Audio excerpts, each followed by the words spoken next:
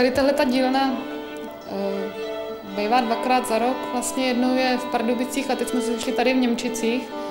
Každý člověk, který bluegrass chce hrát a chce se na svůj nástroj zdokonalit, tak tady má možnost. Má možnost konzultovat vlastně s lektorem, má možnost se tady naučit nové skladby, má možnost získat tady noty, získat tady vlastně takové rady, jak zlepšit ten svůj styl.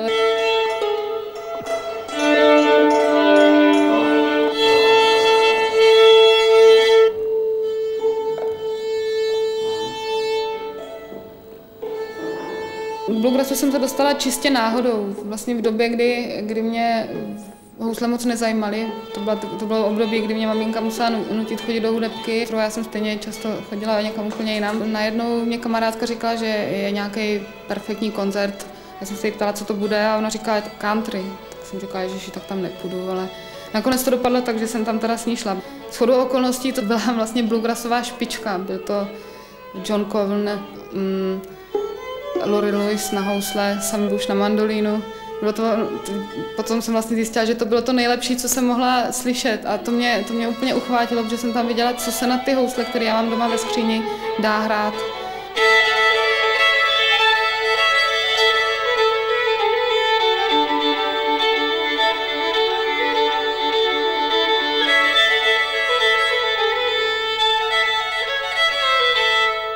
Evžen Lovecký má nejlepší definici bluegrassu, a ta je, že bluegrass je nejlepší hudba na světě.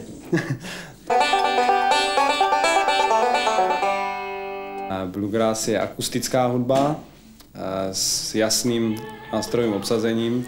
Každý, když si představí mandolínu, housle, kytaru, kontrabas a banjo, tak je mu jasný, prostě, o čem ta hudba asi bude.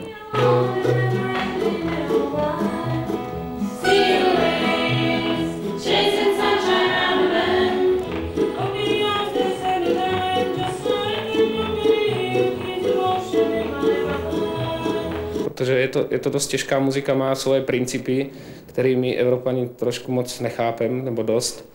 A chtěl bych se ho naučit, no, je to pěkná muzika. Bluegrass má tu nepříjemnou vlastnost, že to není hudba, která je tak nějak v nás, jako je dechovka například. Češi do toho přinesli dost zmatek, jo, do toho bluegrassu. Prostě začalo to, když tady byli první greenhorni, tak my všichni jsme si mysleli, že to je bluegrass, a ono to prostě bluegrass není vůbec, jo. Ale je to fajn muzika, je to příjemná muzika. Na základě těch greenhornů a prostě těch kapel, které tady byly jako na začátku, se začalo vyvíjet něco, co se snad, já nevím, jestli se to dá pojmenovat jako, že Czech grass, nebo co. Je to osobitý, svojský, ale bluegrass to není, jo. Bluegrass je prostě trošku ještě někde jinde.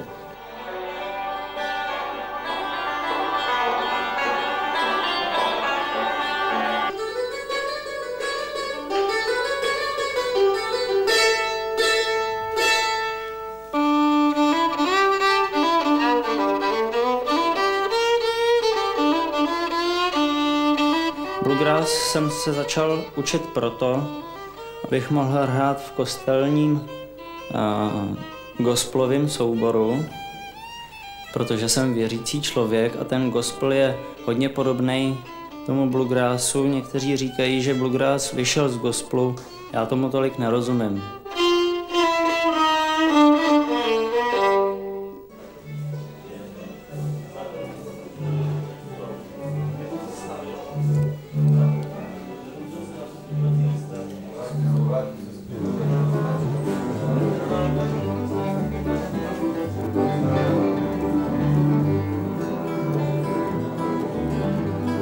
Na celém světě jsou 3 bluegrassové země a Petr tady správně říká, že jedna z nich, teda Amerika, bude mít určitě nižší procento zájmu o bluegrass mezi obyvatelstvem, než bude tady v Čechách. A jinak ty země jsou prostě Amerika, Spojené státy americké, Japonsko a Česká republika, nebo Československo, chcete-li.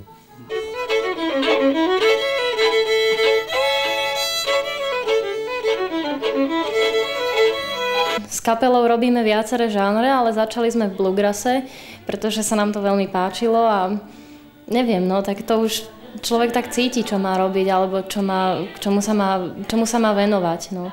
ja som vycítila, že tu niekde by som sa mohla uplatniť, tak som sa chytila možnosti spievať v kapele, tak to robím, no.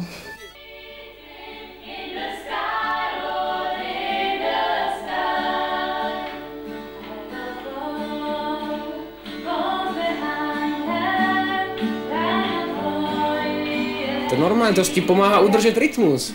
Prostě to je, tam si děláš, tím smykem si děláš rytmus vlastně, furt si hraješ. Musí se zpívat trochu jinak, ale teďka jsem pochopila, že k tomu, abych mohla zpívat bluegrass, musím umět zpívat vůbec.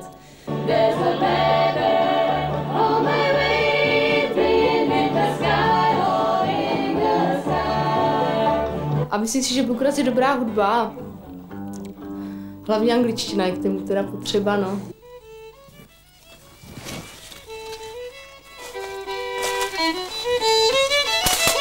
Ježišmarna, ne, tady nekamerujte.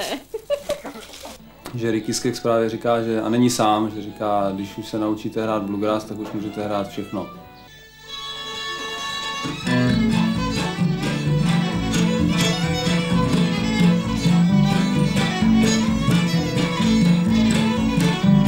Tak tahle ta dílna, myslím si, že byla skvělá, jako všechny díly, na kterých jsem se účastnila. Bylo tady všechno, co jsem očekávala, bylo tady hromady lidí, prostě spousta muziky, nespalo se, že jo, no a teď je tady skvělý koncert, kde zase potkáme spoustu dalších kamarádů, kteří třeba ani na dílně nebyli, ale přijedou.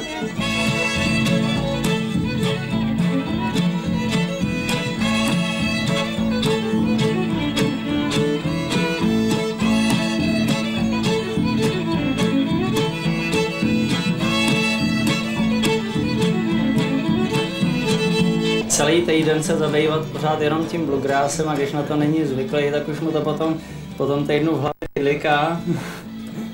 A já nejsem zrovna stavěný moc na velký ponocování, takže jsem značně unavený. Takže to, co mi to dá, to já zjistím snad až tak po nějakým delším čase.